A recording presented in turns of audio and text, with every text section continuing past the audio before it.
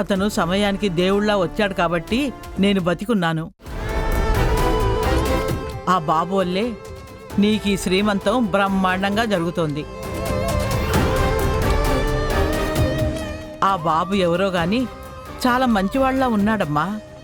అలాంటి బాబుకి ఆ తాగుడు వ్యసనం ఏమిటో పాపం. విహారీ గారు నా వల్లే ఇలా అయ్యారు. ఆ అమ్మాయికి అక్షంతలు వేసి ఆశీర్వదించండి.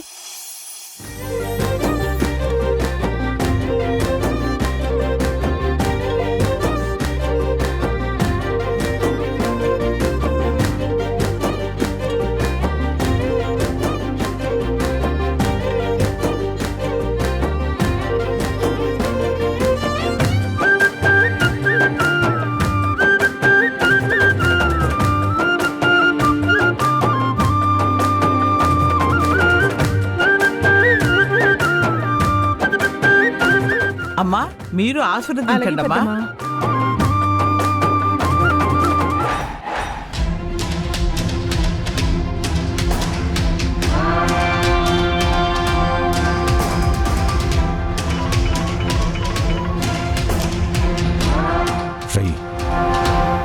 ఎక్కడున్నారు?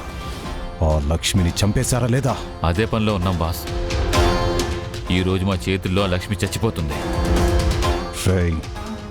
ఇది రైట్ టైం. ఆ లక్ష్మిని చంపేసి ఆ గుడ్ న్యూస్ నాకు చెప్పు. నీకెంత కావాలంటే అంత ఇస్తాను. అలాగే బాస్.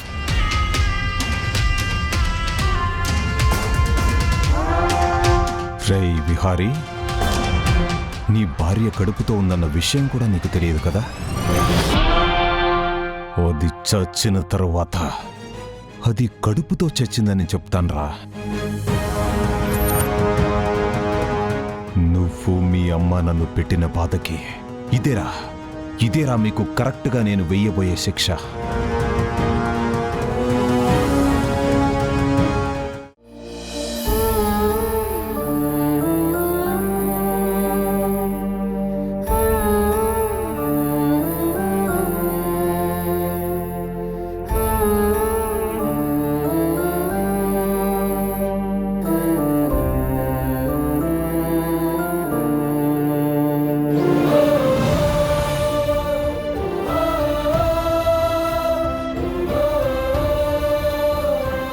కనకం,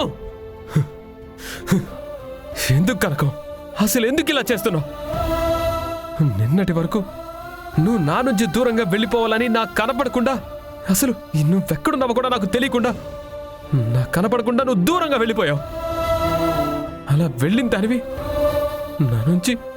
నా నుంచి శాశ్వతంగా దూరం అయిపోవాలని నాకు డివోర్స్ నోటీస్ కూడా పంపించావు.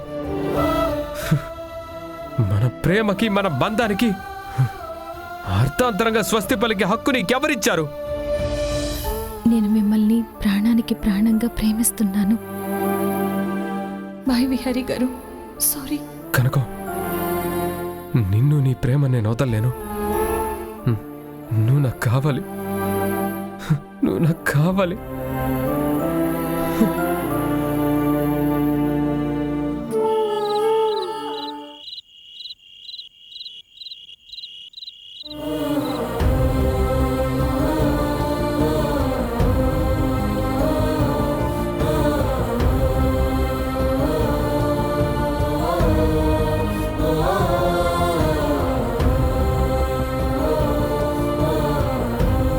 విహారీ ఇంకా రాలేదేంటి? ఈ మధ్య ఆఫీసుకు కూడా సరిగా వెళ్ళట్లేదు. ఎక్కడ తిరుగుతున్నాడో, ఏం చేస్తున్నాడో ఏమీ అర్థం కావడం లేదు. ఎలా విహారిని బాగు చేయడం, ఎలా వాణ్ణి మామూలు మనిషిని చేయడం.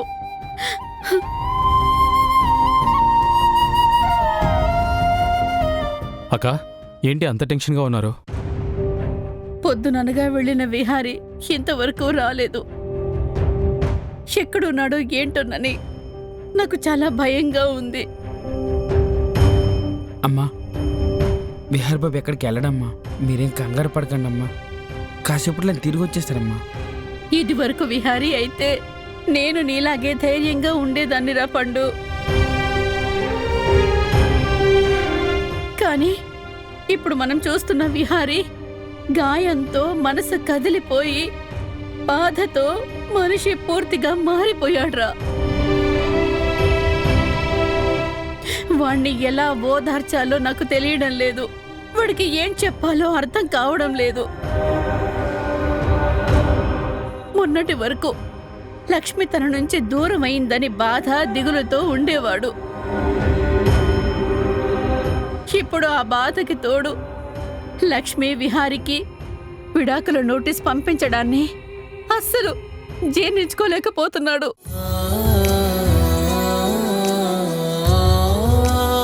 వదినా, విహారీ పరిస్థితిలో ఇంకెవరున్నా అలాగే అయిపోతారు. వాడు మారడానికి కొంచెం టైం కావాలి. అప్పటి వరకు విహారిని అలా చూసి తట్టుకునేంత గుండె ధైర్యం నాకు లేదు వసుధ. ఏ తల్లి కొడుకుని బాధపడుతూ చూడాలి అనుకోదు.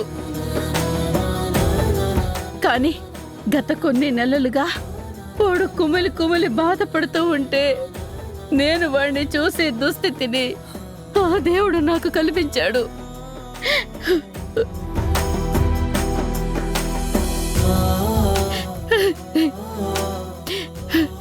విహారిని అలా వదిలేయలేను. విహారి ఎక్కడ ఉన్నా ఎలా ఉన్నా కూడా వాణ్ణి ఇంటికి తీసుకొస్తాను. అమ్మా, నేను కూడా వస్తానమ్మా. వద్దురా, నేను డ్రైవర్ని తీసుకొని వెళ్తాను.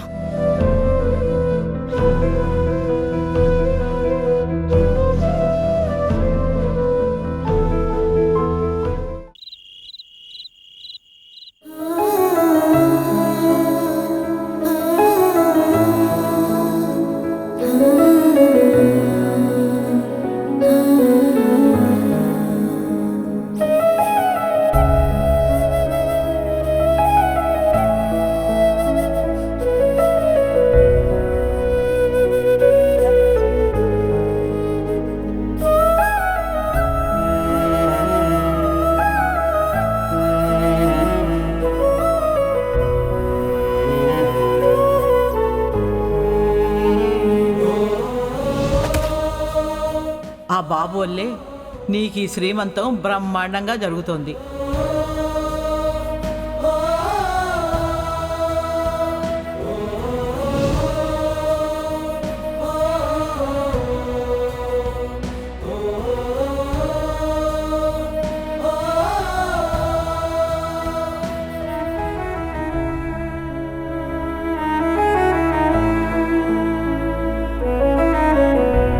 దీనికి రక్తం ఉందేంటి?